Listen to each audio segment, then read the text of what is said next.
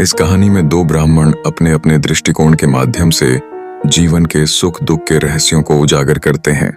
एक दिन एक भगत ने उनको एक निमंत्रण दिया, जहां उन्होंने भोजन का आनंद लिया और दक्षिणा भी प्राप्त की। व्यक्ति की प्रसन्नता और अप्रसन्नता दोनों का मूल स्रोत उनकी सोच में छिपा है।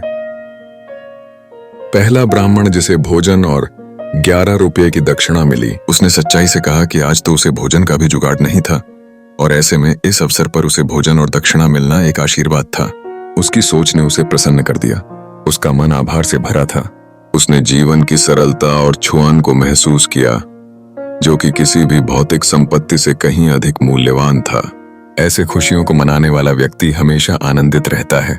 दूसरे ब्राह्मण की सोच विपरीत थी। उसने सोचा कि निमंत्रण से उसकी उम्मीदें अधिक थीं। वह सोचता था कि उसके मेहमानों की परंपरा के अनुसार उसे 51 रुपये मिलेंगे। जब उसे मात्र 40 रुपये का घाटा हुआ तो उसकी स्थिति तनावपूर्ण हो गई। उसे अपनी उम्मीदों की टूटन ने दुखी कर दिया। उसकी सोच की नकारात्मकता ने उसे जलाने का काम किया। यह घटना हमें यह सिखाती है कि सुख और दुख हमारी सोच पर निर्भर करते हैं।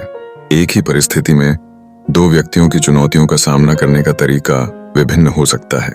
एक व्यक्ति इसके सकारात्मक पक्ष को देखता है, जबकि दूसरा इसके नकारात्मक पक्ष पर ध्यान केंद्रित करता है।